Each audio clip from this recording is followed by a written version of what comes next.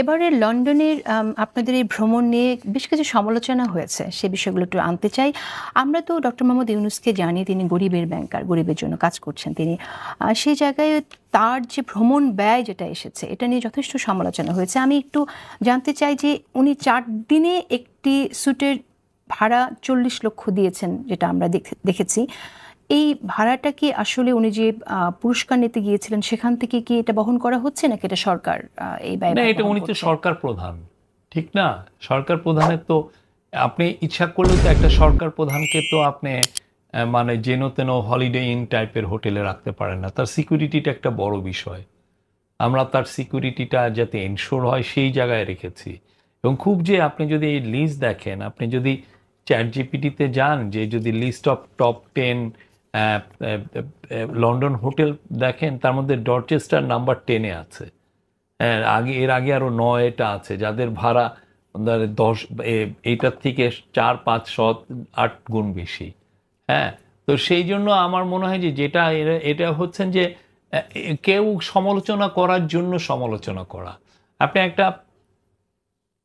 একজন রাষ্ট্রপ্রধান, এটা সরকার প্রধানকে আপনি একটা জায়গায় রাখবেন, যেন তেন জায়গায় রাখা যায় না, কেননা তার ওইখানে অনেকে দেখা করতে আসেন, এটা কয়েকটা মিনিস্টার আসেন তার সাথে দেখা করতে, তার সিকিউরিটিটা সব সময় থাকে। আর এর চেয়ে কম খরচে কি সিকিউরিটি এনশিওর করা যেত না, কিনা? প্রায় অসম্ভব। আপনার তো এই জায়গাটা একটা ভালো স্যুট নিতে হয়, সেই জায়গায় আপনার তার সিকিউরিটিটা করতে হয়। তাও তো আমরা স্যার যেটা করেছেন আগে, যেটা হচ্ছে যে শেখ হাসিনার ক্ষেত্রে 30-32 জন খালি এসএসএফ এর অফিসার যেতেন।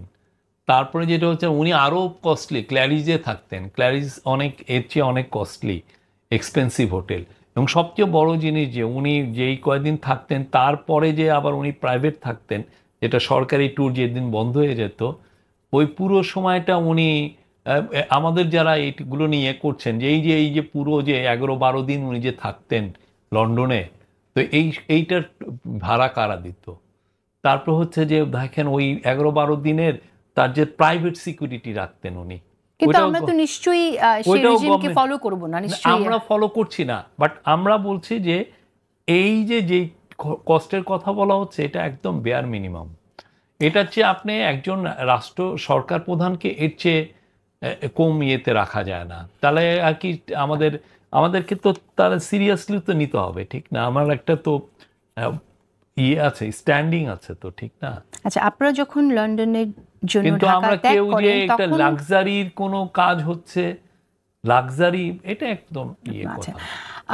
লন্ডনের জন্য যখন ঢাকা ত্যাগ করেন আপনারা, তখন আমরা বিভিন্ন গণমাধ্যমে দেখেছি যে প্রধান উপদেষ্টা যাচ্ছেন সেখানে অ্যাওয়ার্ড নিতে, এবং এর পাশে তিনি প্রধানমন্ত্রীর সাথে, ব্রিটিশের প্রধানমন্ত্রীর সাথে দেখা করবেন। আমরা কি তো বলেছি প্রধানমন্ত্রীর সাথে?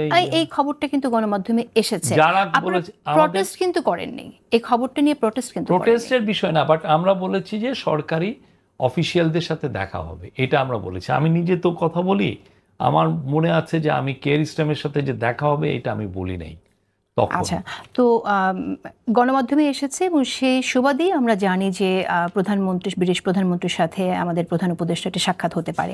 সেই সাক্ষাৎটি হলো না, কিন্তু এটি নিয়ে যে ঘটনাটি ঘটলো সেটা খুব একটা শুভকর, ভালো না আমি বলবো। কারণ হচ্ছে যে ওখানে আপনার ব্রিটিশ প্রধানমন্ত্রীর সাথে অ্যাপয়েন্টমেন্ট ছাড়াই যাওয়া হয়েছে, এবং সেটা পরে আমরা দেখলাম যেটা। এবং আপনি সেক্ষেত্রে বলেছেন যে ব্রিটেনের প্রধানমন্ত্রী কানাডায় যখন তিনি আসলে দেশেই ছিল।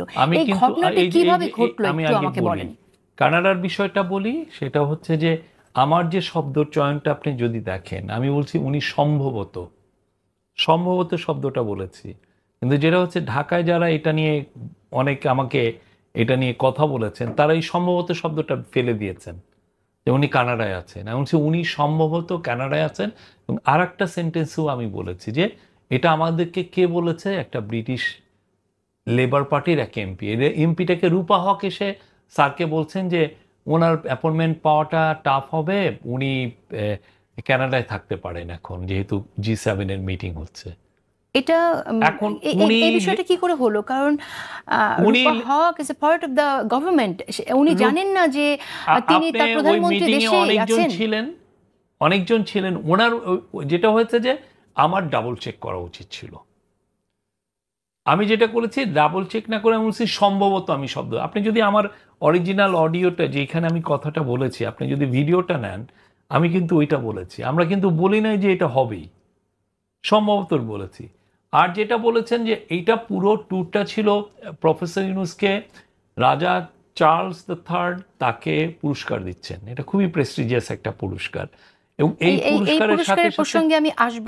প্রিয় দর্শক, এতক্ষণ আমরা একটি ভিডিও দেখছিলাম যেখানে আমরা দেখলাম যে ডক্টর মোহাম্মদ ইউনূস লন্ডনে যাওয়ার যে বিষয়টি এবং সেখানে যে আর্থিক খরচ হয়েছে, সেক্ষেত্রে বাংলাদেশ সরকারের পক্ষ থেকে যে খরচটি করা হয়েছে এটি ব্যয়বহুল কিনা এবং সে খরচটা আরও কম করা যেত কিনা, বা তার সেই ক্ষেত্রে এটি রাষ্ট্রীয় সফরটা হওয়ার ক্ষেত্রে উনি যে পুরস্কার নিতে গিয়েছেন সেই ক্ষেত্রে রাষ্ট্র এটি বহন করবে কিনা, এরকম বিভিন্ন ইস্যু নিয়ে কিন্তু কথা হচ্ছিল। এবং সেই জায়গায় উনি ওনার সঙ্গে যিনি গিয়েছেন উনিও কিন্তু বিষয়গুলো নিয়ে কিন্তু অ্যান্সার দিচ্ছেন, এবং বিভিন্ন প্রশ্নের অ্যান্সারগুলো কিন্তু জনগণ যেটি অনেকের মনে ঘুরপাক খাচ্ছিল সেই বিষয়গুলো কিন্তু অনেকেই জানতে পারবেন এই ভিডিওতে।